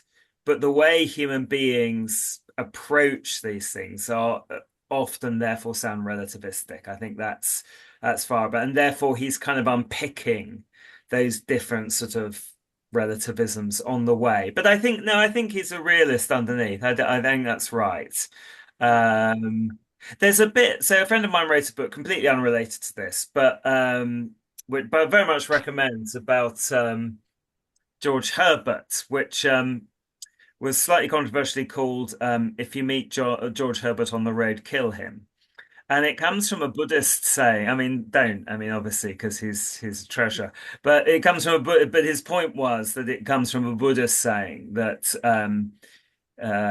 which, you know, there's this various levels in Buddhism where it says, if you meet your parents on the road, kill them because they aren't Buddha. Yeah. But then finally, the climax: if you meet Buddha on the road, kill him because he can't really be Buddha. So there's this sense that, I guess, you know, I suppose we all see through a glass darkly. So there's a sense for the Christian that there is this kind of ineffable reality that we approach, but we never quite get to. And if ever think we've got to it, then it's probably an idol and it ought to be destroyed. And I think, you know, that's quite healthy, but it's quite a healthy view to hold of reality, but it's quite a difficult one as well. With the relativism and realism, I think the part of the reason why this gets confused a lot is because we use relative and realism in a variety of ways without being clear about what we mean. And part of why I say that is because I remember once reading a taxonomy that talked about realism, realists, anti-realists, and relativists within the philosophy of science. And if you at least follow this particular author's categorization, Torrance would be categorized as a relativist here. And part of the reason why is because there's a lot of background in philosophy of science that is not necessarily common to the way we talk about in general. So, like in the philosophy of science, 1962 was the year where both Thomas Kuhn's Structure of Scientific Revolutions came out. And also, there's a paper called The Ontological Status of Hypothetical Entities by Grover Maxwell that came out the same year, which means they're on parallel tracks. They weren't necessarily interacting with each other. And both of them, and so it's fascinating that when if you pick up somebody who's advocating for a scientific realist perspective, it is almost always going to be in this Maxwellian characteristics, which basically is we're realists because realism works. But the problem with that conceptually is that it ends up not paying attention to the historical critique that Kuhn was trying to make. You know, he's trying to say, yeah, this is how we talk about science. This is how we talk about how science proceeds. It proceeds because it does this, and this, and this, and this. And he says the problem is if you actually look at how actual scientists have actually worked, and we can tell because we have their notes and their journals and their letters and all these things, we realize they don't behave like that hardly at all. It's kind of post hoc justification to make it fit into the box. And he says, so Kuhn, rather less radical perspective is if we define science by this thing that all scientists do, we have to say that science basically never happens. It happens sometimes, but not very often. If we judge science by what scientists actually do, then we have to change our understanding of science to more of this idea of puzzle solving and fitting things into a paradigm. And Feyerabend takes that much further, and says there are certain cherished ideas that we say these are must-haves within scientific method. And he says, well, hang on a second. Do we mean by that you can never go against these basic perspectives? Because if the answer to that question is yes, then he says there are lots of examples throughout history explaining of people who don't do that have moved science forward. And he says, if we need to have the method just so, and it can never, and it only works if you follow the method just so, then you have killed science, or at least science as we know it throughout actual scientific history. And the thing is that comes off, and I think that sometimes people dismiss Feyerabend just out of hand because he uses this big inflammatory language. But when you take him on his own terms and see how he actually develops his argument, he's really making a pretty remarkable critique about our psychology and how do we function and what do we think. And, we say A, but do we really mean everything that means? And I think he really wants us to take the language that we use much more carefully and much more seriously than we are usually prepared to do.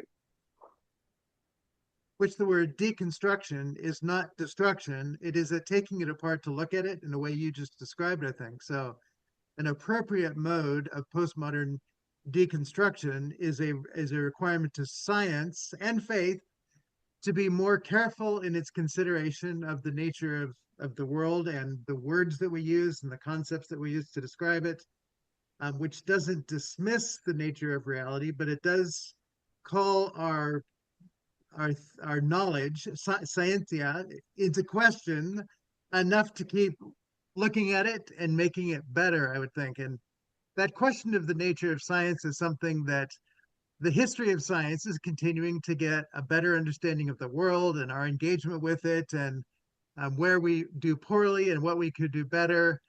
And so to say there is a somewhat of a tool sense that is a secondary sense. Once you understand reality, then you can live differently in the light of it. And at some level, theology says if we understand the nature of who God is, we will live differently because of the God who has come to us. So there's a dynamic of not either or, but both and, that seems to be required for a scientific community to do its work. It's when it becomes an authoritarian structure that everybody says, well, science says, that's where Feyerabend becomes helpful, because he's saying, just a minute now, you've just handed over the whole book to these people, and they have become an authority rather than people who are helping us to figure out how to go into the future. And those are pretty radically different pieces. And one could say those who leave Catholicism because of its authoritarianism and leave with scars of guilt and shame and blame, they discover something of a gospel where there's a God who is loving and compassionate, and they become involved in communities of service, and they say, it's going to take me a while to get over my Catholicism, but this is better. Right? You want to say, well, that's good science. You are engaged by the gospel better, and the outcome can be seen in the nature of your thinking and acting because of it. And I want to think that that's kind of a Torrancean transformation that comes when we do good theological science. I want to summarize one thing very, very quickly, and that there's one of the things, just as far as trying to understand where Feyerabend's coming from this. In his opening lines, he talks about epistemological anarchism as a good medicine, and people hang on to that, and anything goes. But there's a line or a footnote in Against Method that I just find fascinating, and I think is actually a more faithful description of what he seems to really be trying to do in the book, at least. He says, always remember that my examples do not criticize science. They criticize those who would want to subject it to their simple-minded rules by showing the disasters such rules would create. I think that's it's buried in a footnote, which is not helpful. But I think that's a much more faithful kind of thesis statement for what he's about in Against Method.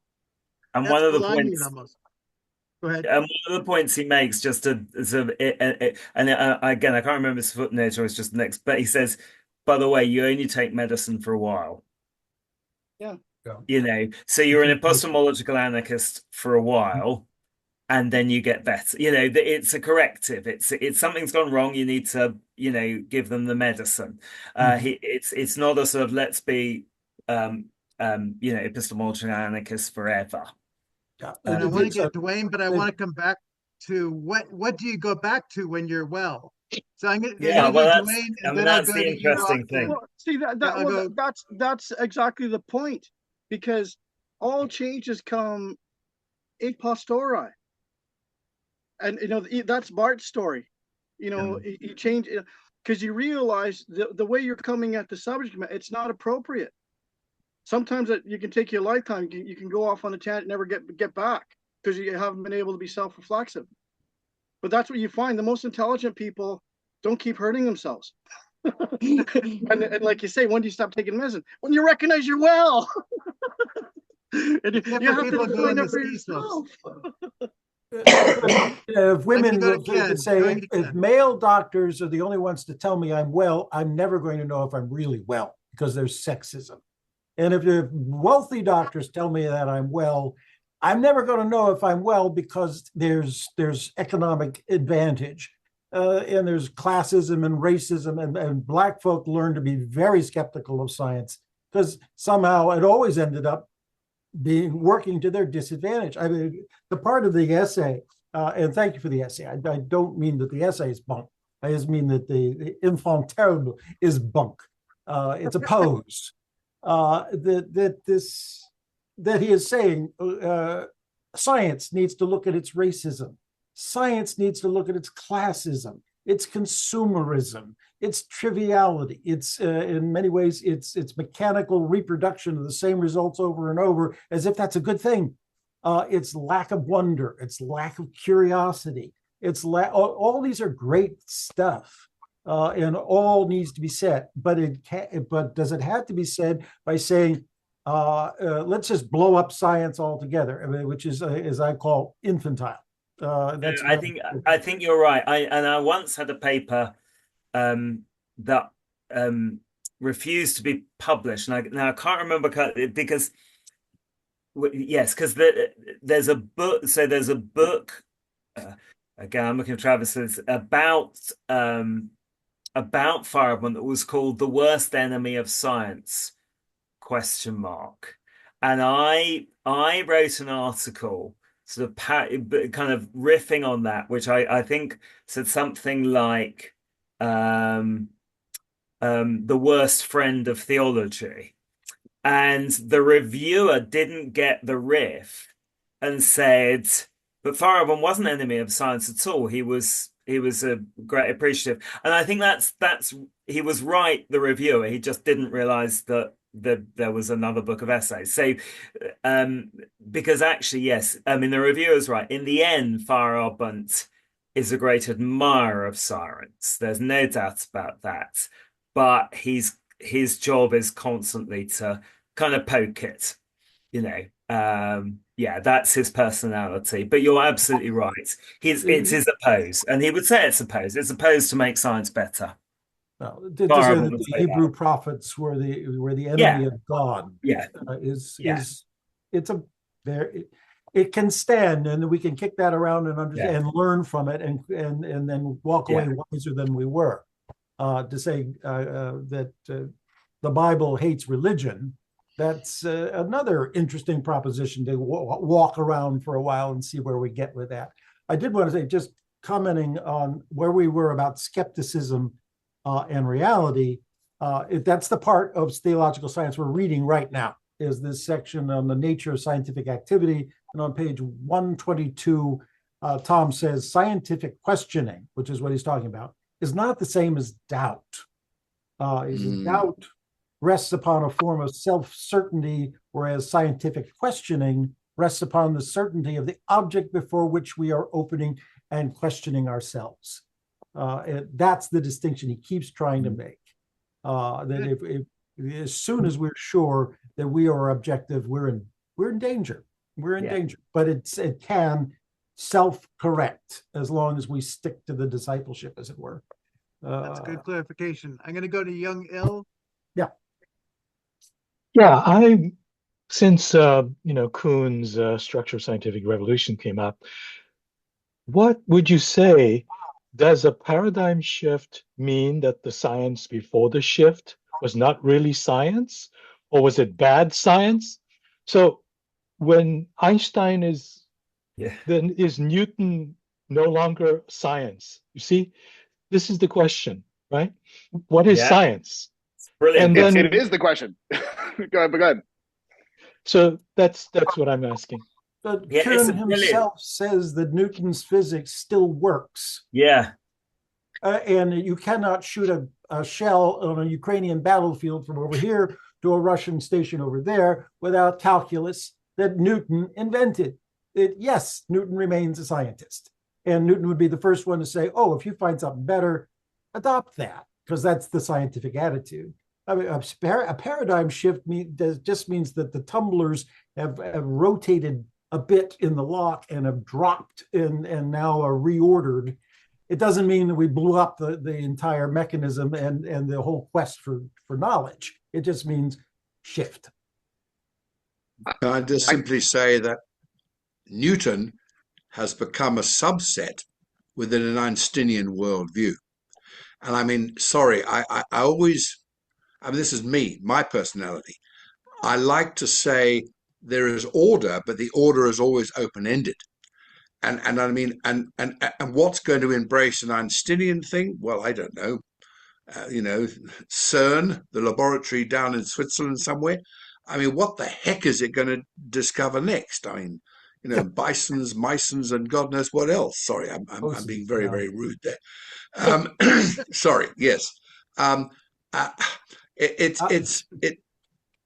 hard to predict because by definition, we haven't actually a posteriori stumbled upon it yet. And I think that is the discovery element of actually what we're struggling with in this paper and this entire business of being disciples of Jesus, because he is up ahead. He set his face like flint. Well, I don't know if I like that. Well, the disciples didn't either. And I think that there is something very powerful that draws us, and yet also, well, it frightens us. Anyway, I'll leave it at that. So there we go, a subset. Part of the question about what is science is also relevant about what was going on at the time, again, philosophy of science. So you had, in the early 20th century, you had the logical positivists of the Vienna Circle. And Feyerabend was from Vienna, originally. I mean, he spent most of his life elsewhere, but he was, born in Vienna. And I think he took one of his degrees from the University of Vienna. And so you have this logical positivism. And then you have, as a response to logical positivism, which basically says, if you can't observe it, it doesn't count. The theories are not good because a theory can be nothing more than like a timetable for a train, And then so Karl Popper comes along and they say that in order to have it be science, it has to be verifiable. And so that dealt with religion in one fell swoop, because you have like A.J. Ayer who comes along and says, the statement unicorns exist is not true, it's not false, it's literally meaningless because there's nothing in the world to which unicorn could possibly refer. Well, so the only problem is there's a whole lot of things that we get ruled as absolutely not scientific at that point. So Popper comes along and says, well, actually, the criterion is not verification, it's falsification. And so he has this whole bold program of make bold conjectures and then refute it. And so he says, this is why science works. Anytime we have any data that contradicts the theory has to be scrapped and we have to start all over again. One of the things that both Kuhn and Feyerabend do is they say, if that's true, if that's what science is, what makes it great, then we constantly, we never have a theory that lasts more than it takes to say it out loud. Because the moment you said it out loud, no theory has ever dealt with all the facts in this domain. It has never dealt with all of them in a way that's totally accurate. So it's one of those things where if that's true, if Popper's idea is if something comes along to falsify it, then it's no longer accurate, then actually it's Popper who's saying this, that Newton is no longer science, because Newton is strictly wrong in every calculation because he does not take the relativity of the speed of light. Now, you're quite correct, Kenneth, that Newtonian science is absolutely good enough to get us to the moon. It is absolutely. But the point is, if we're being strict in our understanding, which surely we want to be, then Popper's view says it has to be thrown out, it has to be gone, it has to be gotten rid of. And so it's actually ironic a little bit that Kuhn and Feyerabend sometimes get labeled as being enemies of science because they have this idea of we occupy a point of view, when in fact they are actually in some ways more intuitively affirming what we consider to be scientific over time. But there is definitely a question about, one of the theories that says, well, the reason why science works. I forgot also Lakatos in the background of all this as well. I mentioned this 1965 colloquium. His, Lakatos is massive. It's like a 90-page article that is like his main contribution to this theory. It's the program, research programs and falsification, and he's trying to defend Popper's view, but it's a modified version of it. But the thing is, he's trying it's an incredibly honest, I think, but ultimately faulty attempt. But he's trying so desperately to cling to something like what Popper is saying. But what he ends up doing by sacrificing this is we may not know if we're being rational in the moment. We may not know in a week from now. We may not know for a decade from now. We may not be able to know whether we were rational today for 100 years until we look back. And I know for myself, when I read that, I go, I don't think that you are agreeing with Popper anymore, because I think Popper would have been aghast at that particular thing. But it's one of those things where it's important to also realize that part of why Kuhn and Feyerabend are saying what they're saying and how they're saying it is against the background of the people that they're writing with and against. And it doesn't necessarily always mean exactly what it may seem like it means to someone who's hearing it out of context. I appreciate Ryden's characterization that Newtonian physics is a subset of Einsteinian. I can argue about that because at the conceptual level, they're so different, like the notion of absolute space and time versus relative and so on. But nevertheless, there is a certain argument can be made that there's a certain continuity. Unfortunately, quantum mechanics throws a huge spanner into that. And I've read that physicists of the 19th century basically had a hard time coming to grips with quantum mechanics, and that it was only when that generation died out and the new generation grew up with quantum mechanics being taught at a young age that it became acceptable, that it became science, whereas the previous generation just could not get their head around the fact that a particle could be both a wave and a particle at the same time, that it was inherently the same, that it was not one and another, it was not a phase, that it was inherently, you had to treat it that way. And so conceptually, it required a huge revolution, not relativity as much, but quantum mechanics, the discreteness of nature, et cetera, et cetera. And so I wonder, right? I think that is the context in which I think Torrance would say, well, to be faithful to the object, the reality, we have to change our thinking. Yeah. And that is what science did. That is what physicists had to do. And the philosophical aspect of it, I think, has been catching up to physics, the reality of physics. And so philosophy of science, I think, is kind of catching up. And the same thing, I think, with philosophy of theological science is also kind of catching up to maybe the reality of what theology is actually doing. Maybe the other thing with Torrance is this is theological science, and so to say, by definition, science generally studies the world of objects, and even the study of the social science has to objectify humans and social settings. And in the objectifying, we lose, in a sense, what one might call the personal, which theological science, as Torrance conceives it, is clearly dealing with God as person, three persons, and the nature of the human created in the image of God, persons. And so one of my areas of attempting to push forward is to talk about what is a proper science of the personal, and to recognize this is part of the agenda of what Torrance is doing, and to not include the personal dimension of the human is merely to set aside not only a major aspect of us, it's the part that actually does the work of science.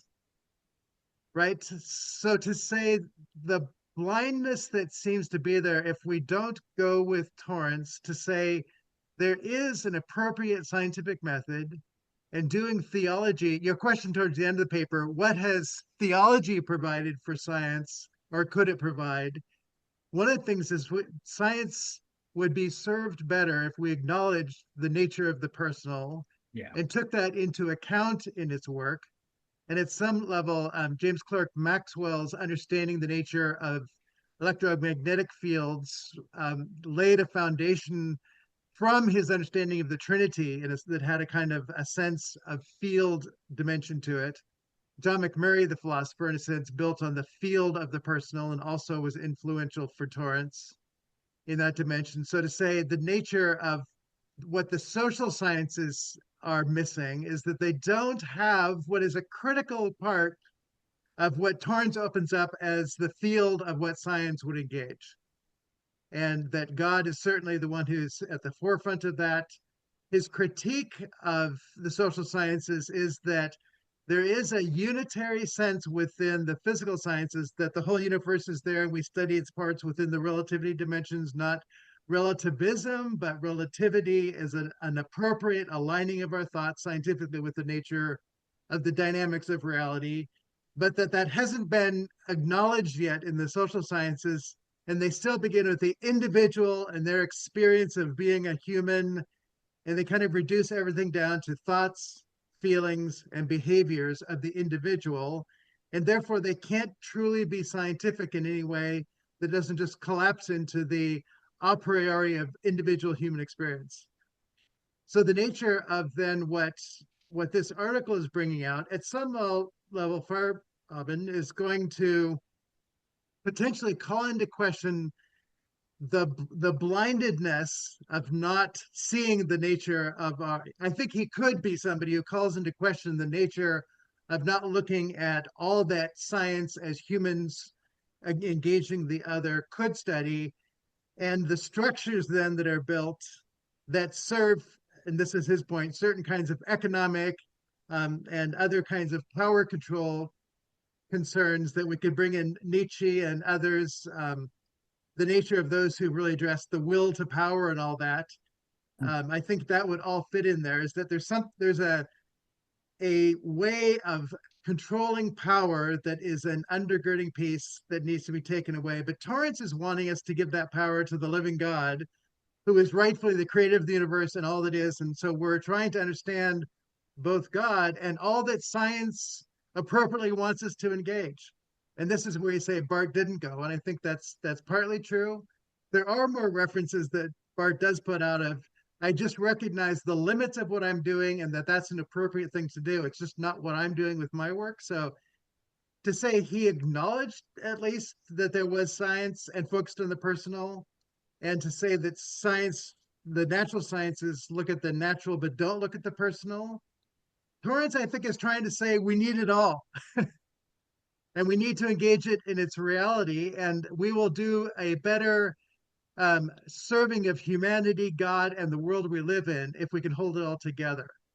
So I see that there are things that need to be shaken up that your article is doing here, of saying we need all of the critiques to recognize we're missing a whole bunch, and we need to see what's missing. And I don't have the answer for going forward yet, but Torrance, in the end for you, does provide that, I think, somewhat, with the exception of you didn't think that theology had provided anything yet, which I would argue that Maxwell would be one example. And maybe what happens then in the opening up of the field of the science of the personal could be something, and maybe that gives science a better understanding of the task of persons in a Polanyian kind of way that understands the field of persons in a way that would become more holistic. So those would be two things maybe. So you can go ahead and respond. My hobby horse here, my own particular hobby horse, evil.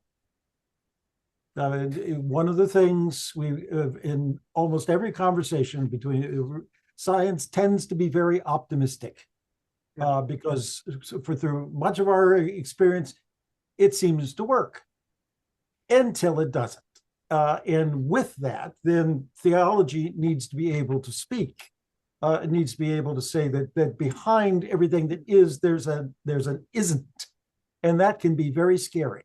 How do you deal with that fear? It's an irrational fear, but if you're going to hold on to your little scientific models, just because the alternative is anarchy, a pitch anarchy of total chaos, the true tuhu abuhu of the Hebrew Bible, the nothingness out of which we came, that if that's going to keep you clamped down, you can't do science, and you're not going to be very hospitable, and you're not going to be very religious either. You're going to be grossly superstitious. A genuinely free humanity that can be appropriate scientific knowledge and be wise in it, and be religious and be pious in it. These things require an ability to trust the reality beyond the far where the theoretical has taken it. And there, that I mean, even I'm. That is one of the places where this you ended it with a comment about this marriage of convenience. I really do worry that a lot of popular religion is racing far too quickly into a marriage with science as generally understood, and you will end up with a cultural superstition or hyper-Christian nationalism, or a deistic, who knows who's in charge, but I'm sure somebody up there likes me. Any of those things are going to be more popular than Jesus of Nazareth hanging on a cross. But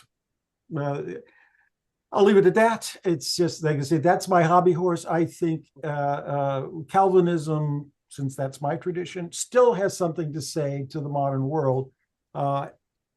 We'll see whether or not we can get anybody to listen. I'm hoping the Anglican Church, you are still performing the Eucharist on Sunday.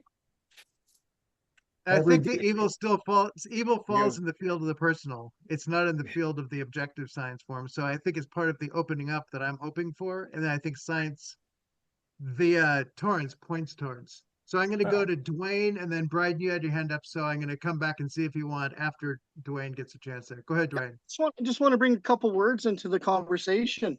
Charlatan. That's one thing that you can wear that hat in both of these fields, and that's the problem: the authentic versus the inauthentic. Because Torrance assumes, whether you're pursuing math or whether you're pursuing theology, there's some type of nature that the person has in which they acquire in the way that they have a reverence or a holy reverence, being separated in mindset, focused devotion. There's some type of passion that comes from beyond that most people don't have to really be authentic scientists. Because you usually, whatever you get good at, you have to spend a lot of time at it, and everything else goes. And so sometimes, you find these people that are the most radical, that learn something or have experienced something, they want to test, well, this is what, after my experience, no one's willing to go through the course training that they had to go through to come up with these observations and validate the truth. And so that's part of the problem with this new science. We could be in a pause moment here because we're waiting for new tools, and even while we're waiting for these new tools, we have to ask the question: what authentic way can we use this technology, or is it to benefit, to help us for the worship of God, or is it going to be to our own doom and destruction? It's not just knowledge for knowledge's sake, and that's the fundamental problem.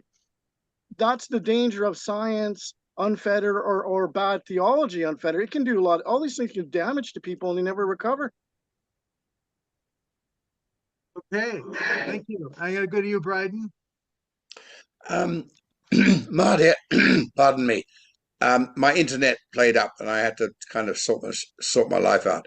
I want to push further what you said about a quarter of an hour ago, 10 minutes ago, about the interpersonal and the personal stuff that we need to probe. Well, I immediately put on my Trinitarian hat. But the trouble with using that adjective, Trinitarian, what on earth do we actually mean by that? Because you see, having pursued that literature for the best part of 50 years now, it is fascinating how that too has bounced around in similar ways to what we've been talking about here, whether it's Kuhn or Popper, I don't mind which type of thing, or whether it's Torrance and Feyerabend, etc., etc. So long as we are the authentic interplay when we play ping pong. Now, this is the thing that I want to drive towards.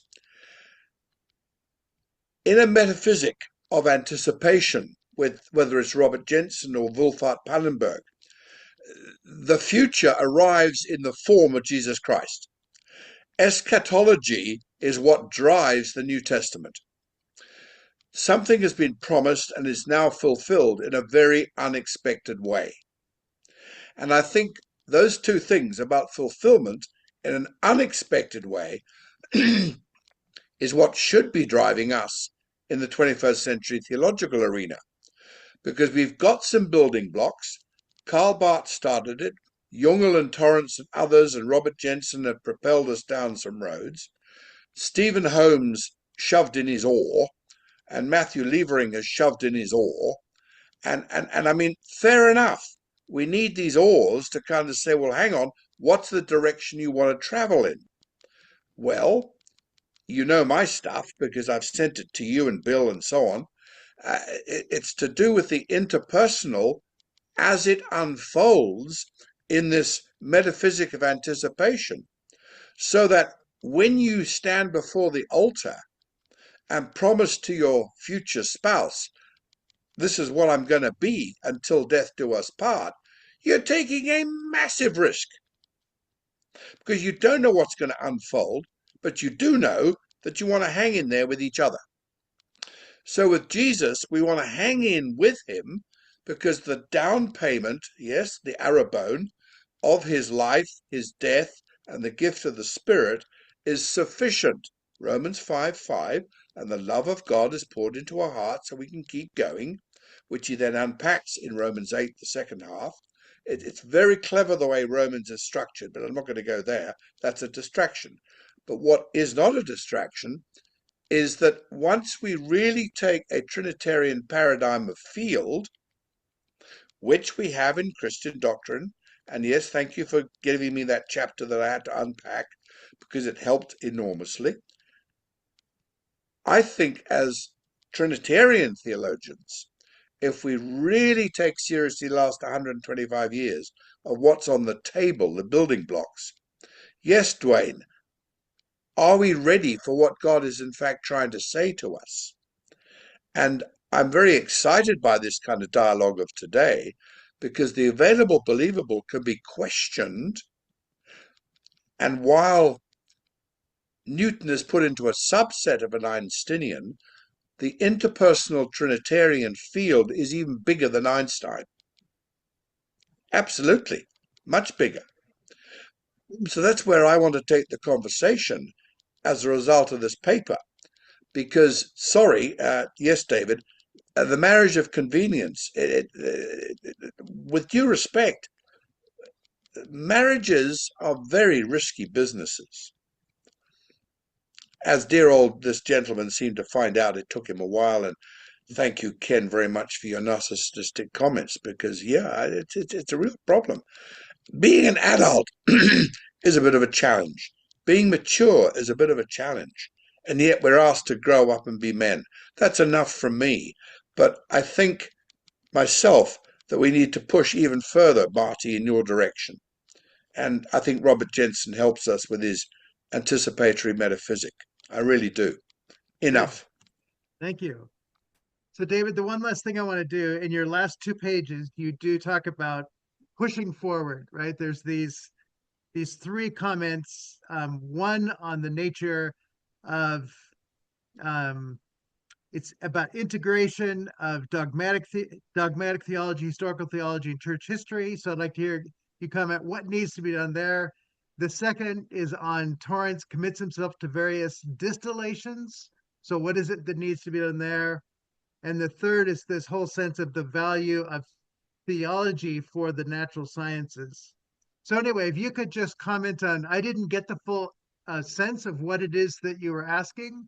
And I always like to hear when people have a vision of something that could be done, just to get clear about what that possibility is. So could you clarify those 3 points?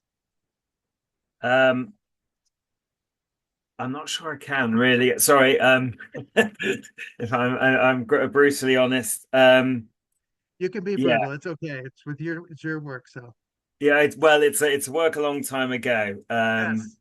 Yeah. You want me to read out the statement there? Yeah, just. I mean, I got it in front of me. But say, finally, we note 3 points at which Feyerabend challenge does identify where further work needs to be done. First, only with a greater integration of dogmatic theology, parenthesis, historical theology, and church history, then is attempted by Torrance, can Feyerabend's hermeneutic suspicion be rebutted. So that's the first one. Do you want to speak to that first? Yeah, I think that's just a comment that it's a very practical thing, and in a sense, it's not Torrance's fault. But I think if you take, he basically does.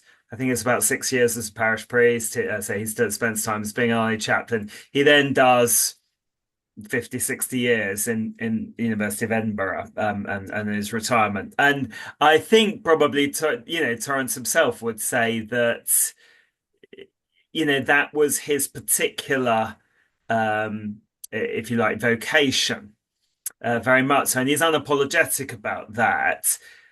And he remains a kind of, practicing minister. But I think he would say that actually, there's a sense in which then, somebody who is a pastoral theologian needs to take his work and say, okay, what does this mean for pastoralia? And then what does this mean for spirituality? What does it mean for liturgy? I mean, I think he himself would say it's almost a constant cycle, and he has one part in that, and a very full part. Yes, I think that's all I meant by that, really.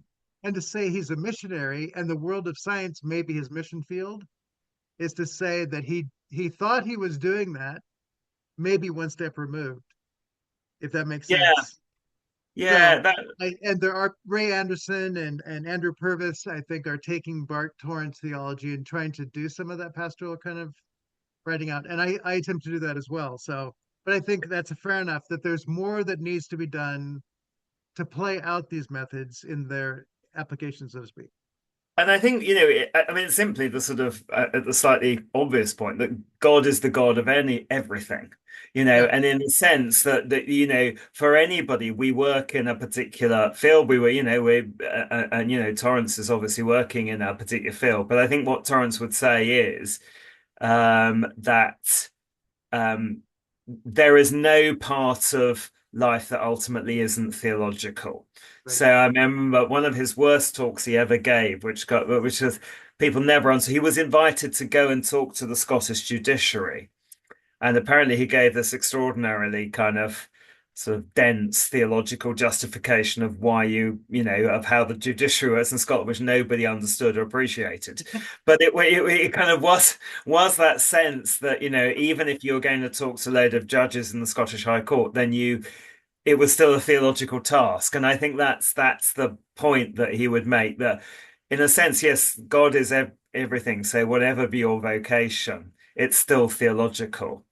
And for him, the worst thing, therefore, is when, and you get this, get it in my church, and any church, that sometimes, even not only is a completely different field divorced from theology, like, being a judge in a court, but even things within the church, sort of, oh, well, we're doing biblical studies, or we're doing pastoral care, or we're doing liturgy, so we don't need to worry about theology. I mean, it's just terrible, because obviously those things are theologically involved. But sometimes I think it's said slightly carelessly, but how many times, if you've done a bit of a dense theology stuff, I teach our young ministers about funerals, and how often I'll give them a sort of this is the sort of biblical resources, this is the sort of theology of resurrection, or eternal life, very basic stuff, and at the end of the so David, don't bore us with this theological stuff, tell us how to be nice to people who've been bereaved. And I think, well, this is being nice to people. It is a theological task. Theology people. Good. So integration, which in my pro-Bart series, pro-Bart Church Dogmatics for Everyone, I have essays in the end, the value of this volume for, yes, pastoral ministries and theology, but also the sciences, the arts, mental health. So I have 8 essays written by other people on those. And I think it's answering this question of taking it to where it lands in its application. So your second point, Feyerabend's Kuhnian shift towards historicism highlights the fact that in trying to exposit a classic Christian tradition analogous to good science. Torrance commits himself to various distillations of historical theology. So it's the distillations, I think, is the point of your question. So can you speak to that? Yeah. So okay. Yeah. No. So I know what that means. Yeah. So it's Cheers. Sorry. Yeah. Time is up. I get that. But Yes. So very quickly that we had this early of it's description or prescription. You know, this is the tricky thing because we, you know, scientists act in various ways historically, and you know, do we then distill, well, this is how they ought to do it? Or is it, well, actually, they got lucky. It would have been better if they'd worked to this more kind of, you know, Popper style methods, you know? And so that's always the question with philosophy of science is, are you just describing? So if you say, well, this is what Einstein did. Well, yeah, but maybe Einstein shouldn't have done, you know, maybe that's not a great way for everybody to work. I don't know. So that's the descriptive versus the prescriptive thing, I think, which is always when you look, you know, and people are always in any field, they say, well, this is how the heroes of the field work. And nearly always the heroes of the field have never kind of done things by the book, as it were. But does that mean you throw the book away? And yeah, I don't know. Yeah. Perfect. Well, David, I won't make you go on the third one. I know it's 11 o'clock for you there. Well, thank you very much. Lovely hometown. So thank you so much for your writing, your research, and for showing up today for a great conversation. I think everyone has benefited from it, and hopefully we didn't wear you out too much. No, it's stimulating. I shan't sleep now. Yes. Actually, great. David, I want to compliment you for bringing us up to a little bit more highbrow there. You're the first guy that brought the goblet of wine, having the afternoon. Right, yeah, sorry, yes. It's 11 o'clock. That's classy, so, you know. Philosophical, bringing the wine to your philosophical lecture. Thank you very much, Troy. It's all very good. So anyway, we're appreciative of all you've done, and maybe we'll have you back in the future when I get your book, and we can talk some about that if there are other issues that are there. Love to. But anyway, love to. Thank you for honoring us with your time tonight. Have a good sleep. Thanks very much. Thank you very much, everybody. Thanks a lot for everything. Bye-bye.